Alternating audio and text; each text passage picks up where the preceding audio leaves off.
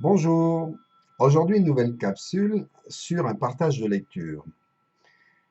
Une lecture très intéressante, un vieux texte retrouvé lorsque j'ai fait le chemin de Compostelle il y a quelques années.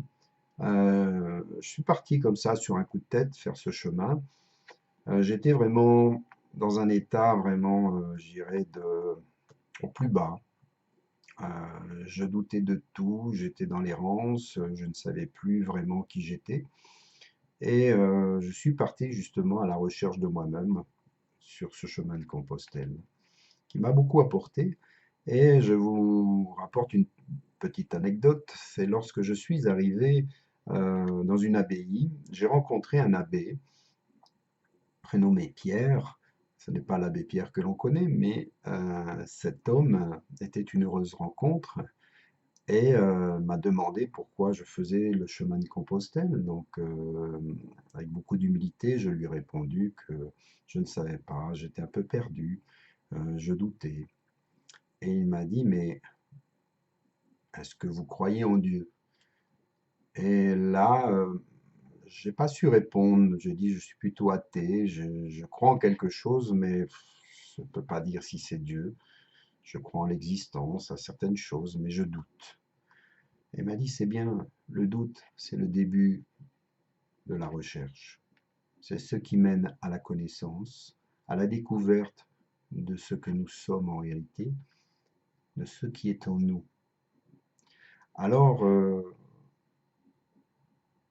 je suis tombé sur ce texte et je vais vous en faire pardon, la lecture.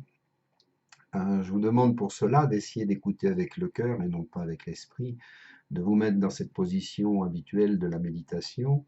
Vous en connaissez les principes, hein, vous vous mettez dans la verticalité, vous ouvrez les chakras, et vous ouvrez aussi votre cœur. Et c'est avec le cœur que vous allez écouter ce texte.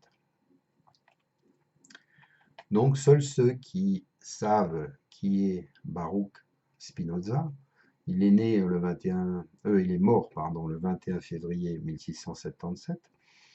Et à la question justement, croyez-vous en Dieu?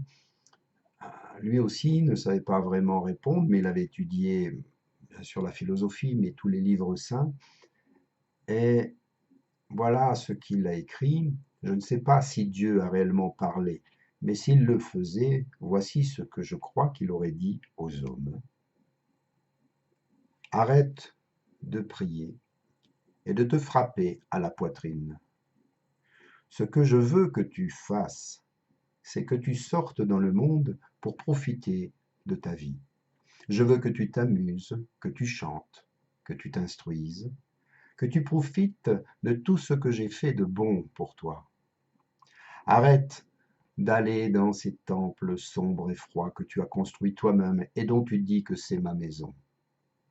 Ma maison est dans les montagnes, dans les bois, les rivières, les lacs. C'est là où je vis avec toi et que j'exprime mon amour pour toi. Arrête aussi de m'accuser de ta vie misérable. Je ne t'ai jamais dit qu'il y avait quelque chose de mal en toi, que tu étais un pécheur, que ta sexualité ou ta joie était une mauvaise chose. Alors ne me blâme pas pour tout ce qu'ils t'ont dit de croire. Arrête de ressasser des lectures sacrées qui n'ont rien à voir avec moi. Si tu ne peux pas me lire à l'aube, dans un paysage, dans le regard de ton ami, de ta femme, de ton homme ou de tes enfants, alors sache que tu ne me trouveras pas non plus dans un livre. Et arrête de te faire peur.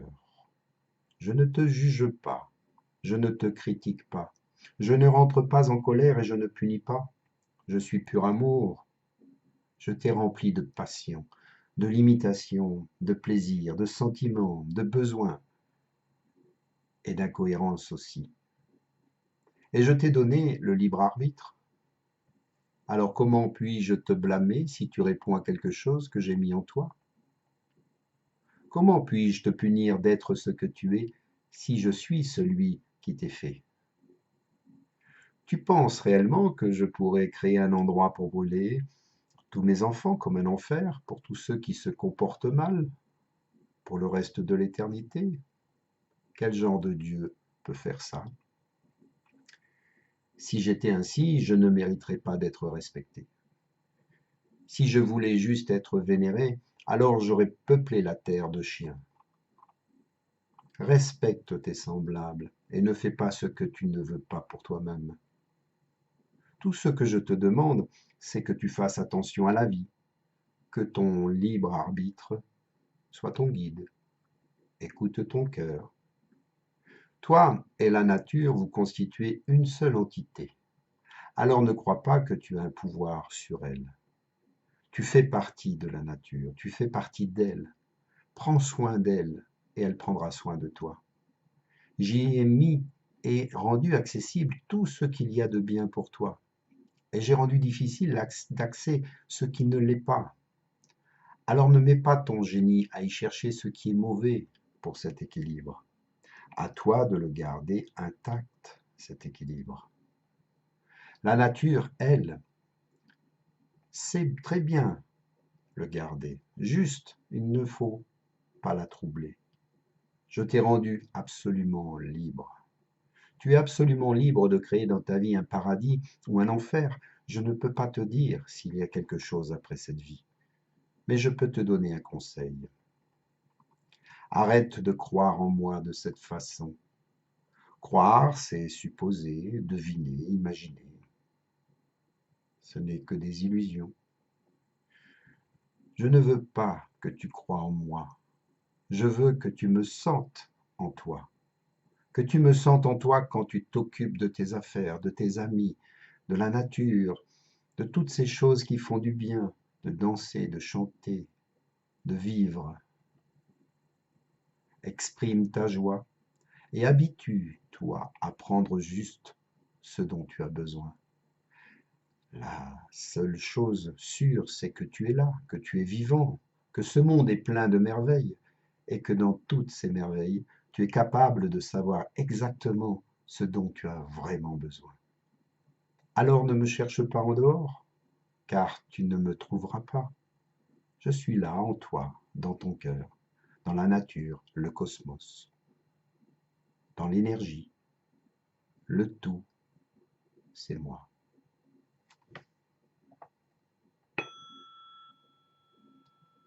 Bien, revenez, gardez toutes ces belles phrases dans votre cœur, laissez-les s'exprimer, écoutez encore cette méditation, aussi souvent que nécessaire. Et merci à vous pour votre écoute. À bientôt. Namasté.